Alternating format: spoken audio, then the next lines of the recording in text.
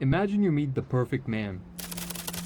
He's passionate, he shares your values and beliefs, you start thinking about a family until one day, that same man disappears without a trace. Spy Cops. Spy Cops. A special demonstration squad. Special Demonstration Squad. Special Demonstration Squad. This is not a tragic love story, it's a story of how MI5 and the Metropolitan Police embedded spies for years in left-leaning activist movements, some having full-on relationships, and some even fathering children.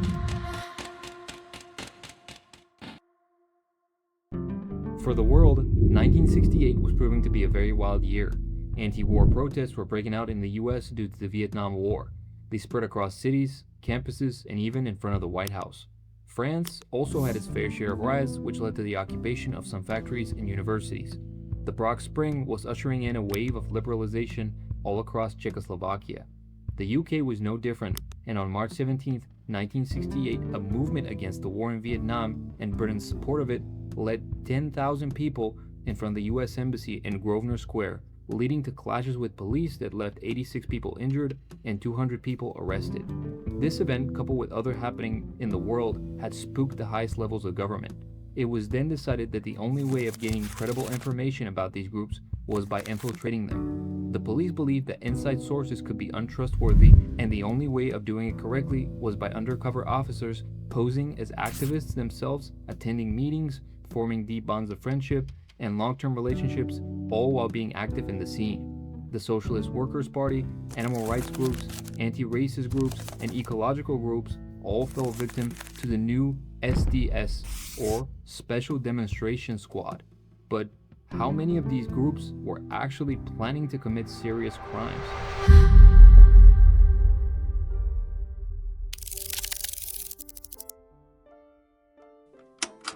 Mark Stone really seemed to appear out of nowhere. He had long hair and tattoos.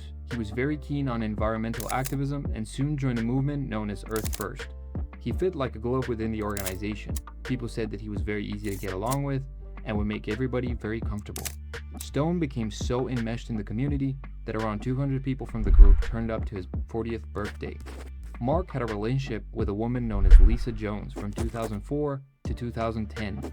All seemed to be going well in their relationship, and she is even quoted as saying that she loved him totally, completely, and more than anyone else, as he had helped her in difficult moments, especially losing her father. After that, Lisa tried talking to Mark about meeting his family. However, he said that there was no one to meet and that he had a questionable past.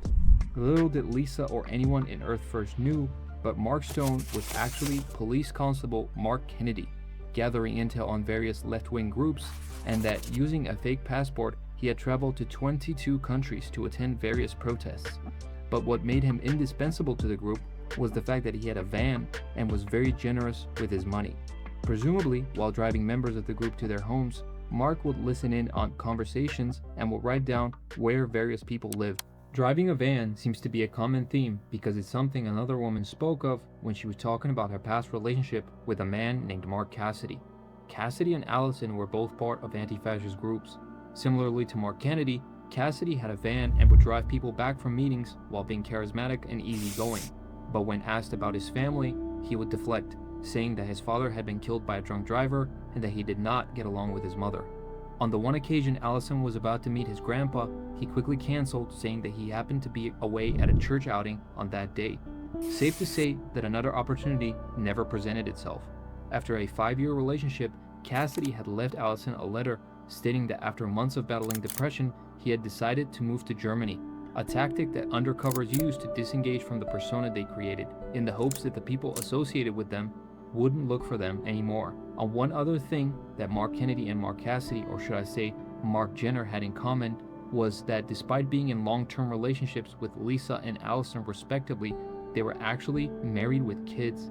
Suffice to say, their wives had no idea what they were up to during their undercover work.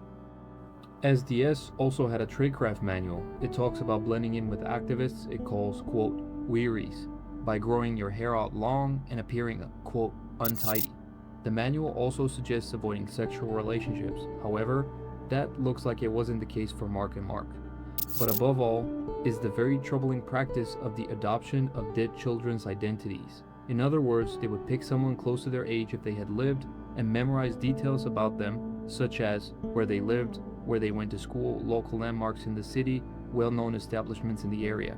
The officer needed to be prepared if they were to stumble upon someone from the same area as to not blow their cover. Which brings us to the story of Helen Steele, who, in her words, was, quote, deeply in love with a man, and said that he told her that he, quote, wanted to spend the rest of his life with her. That man was John Barker. Barker even surprised her by saying that he wanted to have 6 children with her. However, everything that he ever told her was actually a lie, down to his name. John Barker, whose real name was John Dines, had assumed the identity of a child who had passed away at the age of 8. He used his 2-year relationship with Helen to bolster his credibility and gather intel on London Greenpeace. Eventually, he feigned mental health struggles and disappeared, ending his undercover job.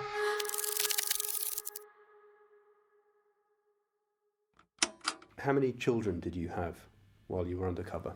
1. Did your bosses know that you'd fathered a child while undercover? Well, that is a question, Andy, that I won't answer now. I shall be, willing to discuss that with the investigation team. One of the most famous examples is Bob Robinson, real name Bob Lambert. Not only had he assumed the identity of a child who had died of a heart condition, but he even fathered a kid while undercover, only to disappear shortly after the kid was born. He had sexual relationships with 4 separate women while on his 4-year deployment. He has been accused of being an agent provocateur as well, setting fire to stores in protest of the fur trade.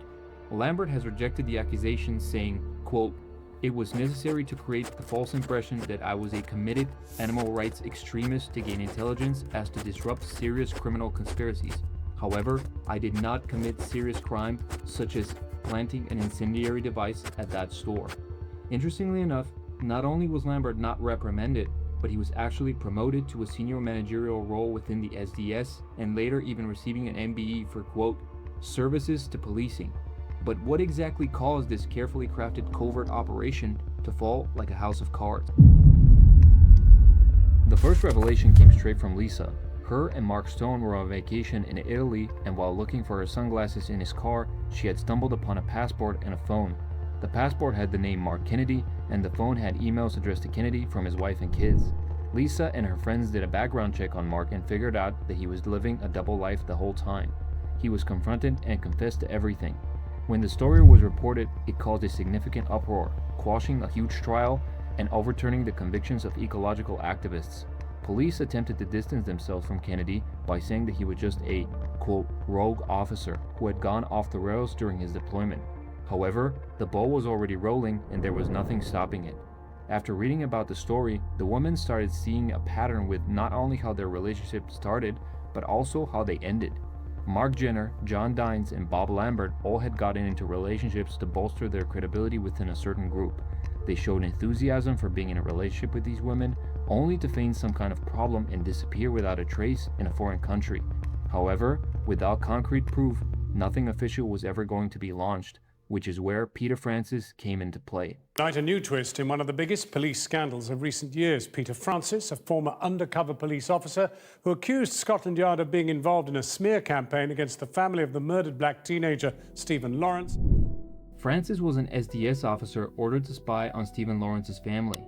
Stephen Lawrence was an 18-year-old man who had been killed in a racist attack. Francis was tasked with spying not only on the family, but on their supporters as well. Controlling the flow of information meant controlling the narrative to the Met Police. Up until now, there had been complaints about undercover police officers, but they had just scratched the surface. Now, there was a full-blown insider willing to give information about the inner workings of this force within a force. In 2014, a public inquiry was launched into what would later be named the Spy Cops scandal. The inquiry revealed that the SDS functioned as, quote, part of a Black Ops operation that absolutely no one knew about, and only the police had actually agreed that this was all okay, and that in 2008 the SDS was disbanded because, quote, the officers had lost their moral compass. The wives of the undercover police officers had agreed for their husbands to engage in covert operations. However, they had no idea of the sexual relationships they were engaging in. Mark Jenner told the inquiry that his superiors were fully aware that he was living with Allison and that their relationship had become somewhat of, quote, an open secret. He also said to the inquiry that You could pretty much do anything you wanted apart from killing anybody. It would be covered. We were supported by secrecy, the management, and the whole structure around SDS. Mark Kennedy is quoted as saying to a friend that each spy would cost the government £250,000 yearly.